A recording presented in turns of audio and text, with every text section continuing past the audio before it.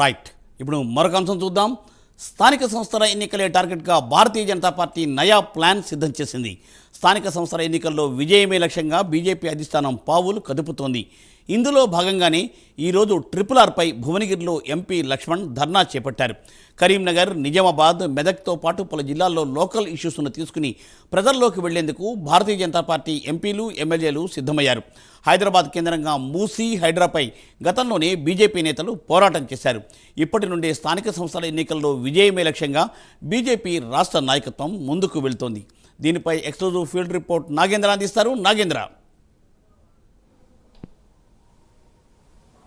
Thank you మూర్తి. 2029లో తెలంగాణ రాష్ట్రంలో అధికారంలోకి రావాలంటే నయా ప్లాన్తో ముందుకు వెళ్ళాలనేటటువంటి ఆలోచన దిశగా ఇప్పటికే బీజేపీ అధిష్టానం రాష్ట్ర నాయకత్వానికి కీలకమైనటువంటి ఆదేశాలు జారీ చేయడం జరిగింది. అందులో ప్రధానమైనది త్వరలో తెలంగాణ రాష్ట్రంలో జరిగేటటువంటి అన్ని ఎన్నికల్లో కూడా కాషాయ దళం సత్తా చాటాలి. ముఖ్యంగా గత పార్లమెంటు ఎన్నికల్లో ఏ విధంగా అయితే 8 స్థానాలను కైవసం చేసుకొని సత్తా చాటారో ప్రస్తుతం త్వరలో జరగబోయేటటువంటి ఎమ్మెల్సీ ఎన్నికలు కానీ, అదేవిధంగా జిహెచ్ఎంసీ ఎన్నికలు కానీ, స్థానిక సంస్థల ఎన్నికల్లో పూర్తి స్థాయిలో కాషాయ దళం సత్తా చాటితే రాబోయేటటువంటి 2029లో తెలంగాణ రాష్ట్రంలో అధికారంలోకి రావచ్చనేటటువంటి ఆలోచనలో ప్రస్తుతం అధిష్టానం ఉంది. ప్రస్తుతం ఆ దిశగానే రాష్ట్ర నాయకత్వాన్ని సైతం సిద్ధం చేస్తున్నటువంటి పరిస్థితి. దాంట్లో ప్రధానంగా స్థానిక సంస్థల ఎన్నికలకు సంబంధించినటువంటి అంశం పైన ప్రధానంగా అధిష్టానం ఫోకస్ చేయడంతో పాటు రాష్ట్ర నాయకత్వాన్ని కూడా పూర్తి స్థాయిలో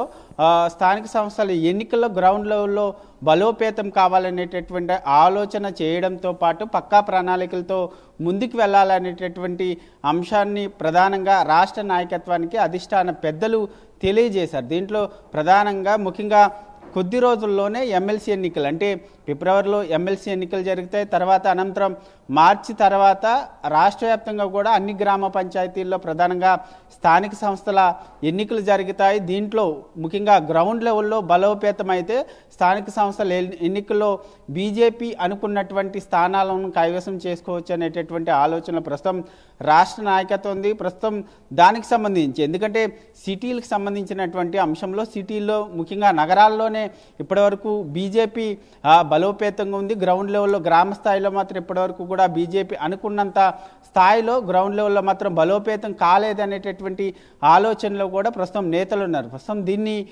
మనం దీనికి సంబంధించినటువంటి అంశంలో రెక్టిఫై చేసుకోవాలంటే దానికి సంబంధించింది ప్రధానమైనది స్థానిక సంస్థల ఎన్నికలు. దానికి సంబంధించినటువంటి అంశంలో ఎప్పటి నుంచే గ్రౌండ్ లెవెల్లో ప్రధానంగా ప్రతి ఒక్కరు కూడా కలిసికట్టుగా ముఖ్యంగా ఎందుకంటే తెలంగాణ బీజేపీలో కొత్త పాత నేతలకు సంబంధించినటువంటి అంశంలో కొంత వివాదం కొనసాగుతున్నటువంటి తరుణాలు ప్రస్తుతం వీరంతా కూడా కలిసికట్టుగా స్థానిక సంస్థల ఎన్నికలకు సంబంధించినటువంటి అంశంలో ప్రతి గ్రామంలోనూ ఇప్పటి నుంచే కూడా ప్రతి ఒక్కరు కూడా గ్రౌండ్ లెవెల్లో పనిచేయాలనేటటువంటి అంశాన్ని చెప్పడం జరిగింది. దీంతో ఇప్పటి నుంచే ముఖ్యంగా అన్ని జిల్లాల్లో ఎంపీలు, ఎమ్మెల్యేలు స్థానిక సంస్థల ఎన్నికలకు సంబంధించినటువంటి అంశంలో లోకల్ ఇష్యూస్ని తెరపైకి తీసుకొస్తూ ప్రజల్లోకి వెళ్ళడంతో పాటు అదేవిధంగా తమ నియోజకవర్గాల్లో అభివృద్ధి చేస్తున్నటువంటి పరిస్థితి ఉంది. దాంట్లో ప్రధానంగా మనం చూసుకుంటే కరీంనగర్కి సంబంధించినటువంటి అంశంతో పాటు మరొకవైపు కరీంనగర్ ప్రజలకి ఇబ్బందిగా మారినటువంటి అక్కడ డంపింగ్ యార్డ్ను తరలిస్తామనేటటువంటి ప్రకటన రావడంతో పాటు మరొకవైపు నిజామాబాద్కి సంబంధించినటువంటి అంశంలో ఎందుకంటే గత ఎన్నికల్లో ప్రధానంగా నిజామాబాద్ పసుపు రైతులకు సంబంధించినటువంటి అంశంలో కేంద్రం పసుపు బోర్డుని తీసుకొస్తానంటూ కూడా ప్రజెంట్ ఎంపీ గత ఎన్నికల్లో బాండ్ పేపర్ సైతం రాసిచ్చినటువంటి పరిస్థితి. ప్రస్తుతం దానికి సంబంధించినటువంటి అంశంలో కూడా కేంద్ర ప్రభుత్వం పసుపు బోర్డుని శాంక్షన్ చేయడం జరిగింది. దీంతోపాటు మరొకవైపు కొన్ని కీలకమైనటువంటి నిర్ణయాలు కూడా తీసుకున్నటువంటి పరిస్థితి. ప్రస్తుతం లోకల్ ఇష్యూస్ని ముఖ్యంగా రాష్ట్రంలో కాంగ్రెస్ అధికారంలోకి వచ్చిన తర్వాత ముఖ్యంగా గ్రామ పంచాయతీలకు సంబంధించినటువంటి అంశంలో ఇప్పటికే బీఆర్ఎస్ హయాంలోనే నిర్వీర్యమైపోయినాయి. ప్రస్తుతం కాంగ్రెస్ గవర్నమెంట్ వచ్చిన తర్వాత గ్రామ పంచాయతీలను పట్టించుకోవడం ఇలాంటి అంశాలన్నింటిని కూడా తెరపైకి తీసుకురావడంతో పాటు ఎప్పటి నుంచే గ్రౌండ్ లెవెల్లో గ్రామ స్థాయిలో బీజేపీని బలోపేతం చేయడమే లక్ష్యంగా కొన్ని వ్యూహాలు రచిస్తున్నారు. ప్రస్తుతం వాటిని అమలు చేస్తున్నటువంటి పరిస్థితి. దీనికి సంబంధించినటువంటి అంశంలో ఇప్పటికీ ఒకవైపు బీజేపీ మరొకవైపు నూతన అధ్యక్షుని తీసుకురావడంలో భాగంగా మరొకవైపు సంస్థాగత ఎన్నికలు జరుగుతున్నటువంటి పరిస్థితి కనిపిస్తుంది. దీనికి సంబంధించి సంస్థాగత ఎన్నికలు కంప్లీట్ అయిన తర్వాత ప్రతి జిల్లాల్లో స్థానిక సంస్థల ఎన్నికలకు సంబంధించినటువంటి అంశంలో కాంగ్రెస్ అధికారంలోకి వచ్చిన తర్వాత ప్రజలకు ఇచ్చినటువంటి హామీలు కానీ వీటన్నిటిపైన ప్రజల్లోకి తీసుకెళ్ళాలి. ముఖ్యంగా గ్రామ పంచాయతీలకు సంబంధించినటువంటి అభివృద్ధి కానీ నిధులకు సంబంధించినటువంటి అంశంలో ప్రధానంగా కేంద్ర ప్రభుత్వం నుంచే గ్రామ పంచాయతీలకి నిధులు వస్తాయి. దానికి సంబంధించినటువంటి అంశంలో ప్రధానంగా గ్రామ పంచాయతీలో ప్రతి ఒక్కరికి కూడా తెలిసే విధంగా కేంద్ర ప్రభుత్వం గ్రామ పంచాయతీలకి ఏం చేస్తుంది, ముఖ్యంగా బీజేపీ పార్టీ ముఖ్యంగా గ్రామ పంచాయతీలకు సంబంధించినటువంటి అంశంలో ఏ విధంగా ముందుకు వెళ్తుందన్న దానిపైనే ప్రధానంగా ఫోకస్ చేయాలి. దీన్ని ప్రతి గ్రామ పంచాయతీలో ఉన్నటువంటి ప్రతి ప్రజలకి కూడా వివరించాలనేటటువంటి లక్ష్యంగా ముందుకు వెళ్తున్నటువంటి పరిస్థితి ఉంది. దీంతో పాటు గ్రామాల్లో ఉన్నటువంటి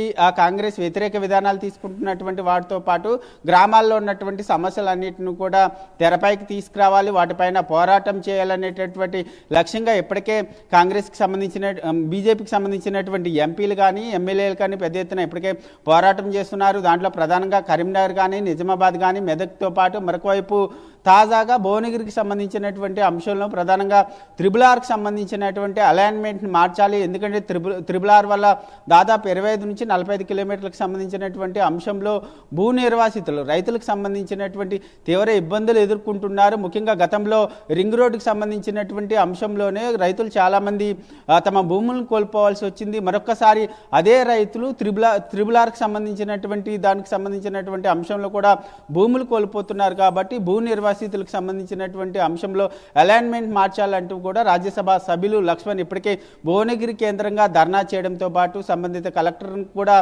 కలిసినటువంటి పరిస్థితి కనిపిస్తుంది. ఇలా స్థానిక సంస్థల ఎన్నికలకు సంబంధించినటువంటి అంశంలో పెద్ద ఎత్తున ముందుకు వెళ్ళాలంటే సమస్యలను తెరపైకి తీసుకురావాలి. కేంద్ర ప్రభుత్వం గ్రామ పంచాయతీలకు ఏం చేస్తుందన్న దానిపైన ప్రధానంగా ప్రజలకు వివరించాలి. అదేవిధంగా ఇక్కడ ఉన్నటువంటి అధికార పార్టీని ఇరుకుని పెట్టాలనేటటువంటి అంశాలని పక్కా ప్రణాళికతో ముందుకు వెళ్తున్నటువంటి బీజేపీ ఎట్టి పరిస్థితుల్లో కూడా రాబోయేటటువంటి స్థానిక సంస్థల ఎన్నికల్లో మెజారిటీ గ్రామ పంచాయతీలను కైవసం చేసుకోవడమే లక్ష్యంగా ఇప్పటికే గ్రౌండ్ లెవెల్లో ముందుకు వెళ్తున్నటువంటి పరిస్థితి. ముఖ్యంగా ఈ స్థానిక సంస్థలతో పాటు మరొకవైపు ఎమ్మెల్సీ ఎన్నికలు, ఎందుకంటే ఇప్పటికే 3 ఎమ్మెల్సీ 2 టీచర్తో పాటు 2 గ్రాడ్యుయేషన్తో పాటు 2 టీచర్తో పాటు ఒక గ్రాడ్యుయేషన్కి సంబంధించినటువంటి ఎమ్మెల్సీ ఎన్నికలకు సంబంధించి ఇప్పటికే బీజేపీ అభ్యర్థులను సైతం ప్రకటించడం జరిగింది. దాంట్లో ప్రధానంగా ఈ 3 ఎమ్మెల్సీ స్థానాల్లో కనీసం 2 స్థానాలైనా కైవసం చేసుకోవడమే లక్ష్యంగా ఇప్పటికే అభ్యర్థులను ప్రకటించారు. ఆ 3 అభ్యర్థులు కూడా ఇప్పటికే పూర్తి స్థాయిలో ప్రచారం సైతం చేస్తున్నటువంటి పరిస్థితి. దీంతో ఈ ఎమ్మెల్సీ ఎన్నికల తర్వాత మరొక నెక్స్ట్ ఇయర్లో ప్రధానంగా జీహెచ్ఎంసీ ఎన్నికలు రాబోతున్నాయి. జీహెచ్ఎంసీ ఎన్నికలకు సంబంధించినటువంటి అంశంలో కూడా ఇప్పటి నుంచే మీ కాషాయదళం ఇప్పటి నుంచే గ్రౌండ్ లెవెల్లో పెద్ద ఎత్తున పోరాటం చేస్తున్నటువంటి పరిస్థితి ఉంది. దాంట్లో ప్రధానంగా మనం చూసుకుంటే హైదరాబాద్ కేంద్రంగా హైడ్రాకు సంబంధించినటువంటి ఇష్యూతో పాటు మరొకవైపు మూసీ పరివాహక ప్రాంతాలకు సంబంధించినటువంటి ప్రజల ఇల్లును కూల్స్తామంటూ కూడా ఇప్పటికే ప్రభుత్వానికి సంబంధించి ఇప్పటికే కొన్ని ఆదేశాలు జారీ చేసినటువంటి నేపథ్యంలో ఒకవైపు మూసీ పరివాహక ప్రాంత ప్రజలకి అదేవిధంగా హైడ్రాకు సంబంధించినటువంటి బాధితులకి అండగా ఉంటూ ఒకవైపు కాషాయదళం పెద్ద ఎత్తున పోరాటం చేస్తుంది. ప్రస్తుతం హైదరాబాద్ నగరంలో మూసీ అదేవిధంగా హైడ్రాతో ప్రభుత్వానికి పూర్తి స్థాయిలో వ్యతిరేకత ఉంది. దీన్ని బీజేపీ సొమ్ము చేసుకోవాలనేటటువంటి ఆలోచనలో ఉంది ప్రస్తుతం బీజేపీకి. ఎందుకంటే జీహెచ్ఎంసీలో దాదాపు 44 కార్పొరేటర్లు ఉన్నారు. ఈ 44 కార్పొరేటర్లతో పాటు ప్రధానంగా గ్రౌండ్ లెవెల్లో పెద్ద ఎత్తున ప్రభుత్వ వ్యతిరేక కార్యకలాపాలను పెద్ద ఎత్తున ప్రజల్లోకి తీసుకెళ్తే జీహెచ్ఎంసీ ఎన్నికల్లో కూడా సత్తా చాటొచ్చి ఇలా త్వరలో జరగబోయేటటువంటి ఈ ఎన్నికలన్నింటిలో కూడా గ్రౌండ్ లెవెల్ నుంచి బీజేపీని బలోపేతం చేయడంతో పాటు అనుకున్నటువంటి స్థానాలను కైవసం చేసుకుంటే మాత్రం రాబోయేటటువంటి 2029 ఎన్నికల్లో తెలంగాణ రాష్ట్రంలో కాషాయ జెండా ఎగరవేసేటటువంటి ఆలోచనలో అధిష్టానం ఉంది. ప్రస్తుతం ఆ దిశగానే రాష్ట్ర నాయకత్వాన్ని కూడా దూకుడుగా ముందుకు వెళ్ళే దానిలో భాగంగానే పక్కా ప్రణాళికలతో ముందుకు వెళ్తున్నటువంటి పరిస్థితి అయితే కనిపిస్తుందని చెప్పాలి. మరికొద్ది రోజుల్లోనే సంస్థాగత ఎన్నికలు దాదాపు కంప్లీట్ అవుతున్నాయి. ఇప్పటికే మరొక 2-3 రోజుల్లోనే జిల్లా అధ్యక్షులను ప్రకటిస్తారు. అనంతరం ఫిబ్రవరి మొదటి వారంలో నూతన బీజేపీ అధ్యక్షుని కూడా అధిష్టానం ప్రకటించబోతుంది. ప్రకటించిన తర్వాత నూతన అధ్యక్షుడి ఆధ్వర్యంలోనే ఎమ్మెల్సీ ఎన్నికలకు కానీ అదేవిధంగా స్థానిక సంస్థల ఎన్నికలకు కానీ బీజేపీ వెళ్ళబోతుంది. వెళ్ళిన తర్వాత అనుకున్నటువంటి స్థానాలను కైవసం చేసుకొని రాబోయేటటువంటి 2029 ఎన్నికల్లో అధికారం రావడమే లక్ష్యంగా ముందుకెళ్తున్నటువంటి పరిస్థితి అయితే కనిపిస్తుందని చెప్పాలి మూర్తి. Right, thank you Nagendra, thanks for exclusive field report. Right, మనం ఇప్పుడు ఆంధ్రప్రదేశ్ వెళ్దాం.